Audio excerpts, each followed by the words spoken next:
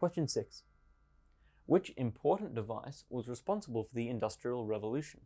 Was it the combustion engine, the steam engine, the electric generator, or the nuclear reactor? Remember that during the Industrial Revolution, we were able to use the chemical energy in things that burn, like coal and oil and gas, in order to produce large amounts of not electric energy, but kinetic energy. And so this kinetic energy manifested as the kinetic energy of steam before it was used to push pistons or spin turbines. And so our correct answer here is the steam engine.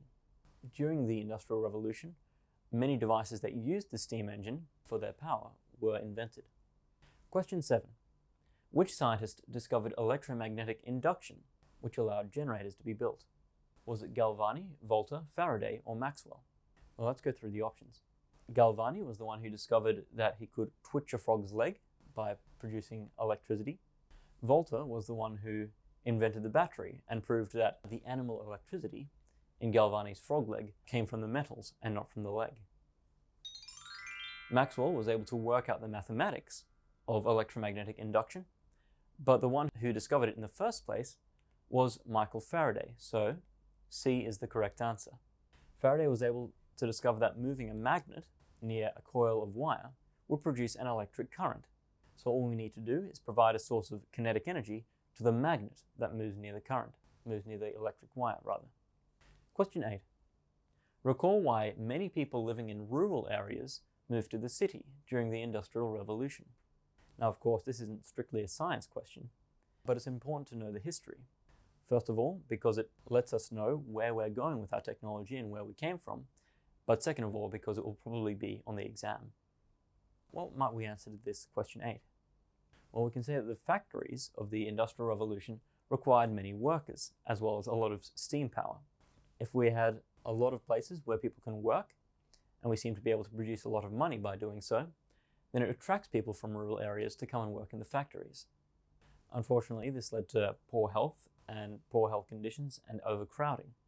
This is due to the large amounts of pollution that were produced by the steam engines, and also due to the large amounts of people who were all in the same place.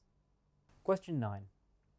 Recall the energy transformation performed by an electric generator and explain why it was so useful during the Industrial Revolution. You can remember the point of an electric generator, can't you? Electric generators are able to transform mechanical energy, or kinetic energy, into electric energy, which, as you know, is very useful, especially in today's society. But why was it useful during the Industrial Revolution in particular?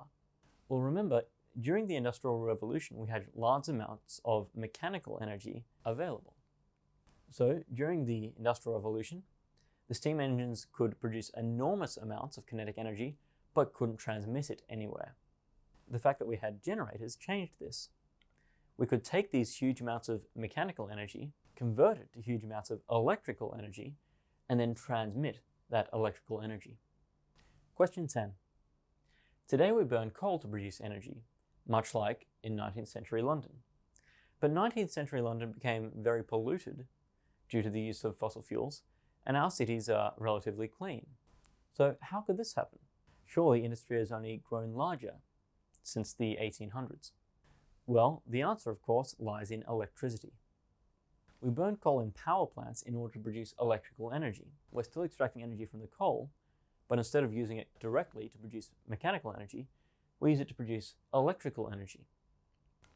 Now, because electrical energy can be transmitted long distance, we can build the power plant a long distance outside the city where the energy is being used.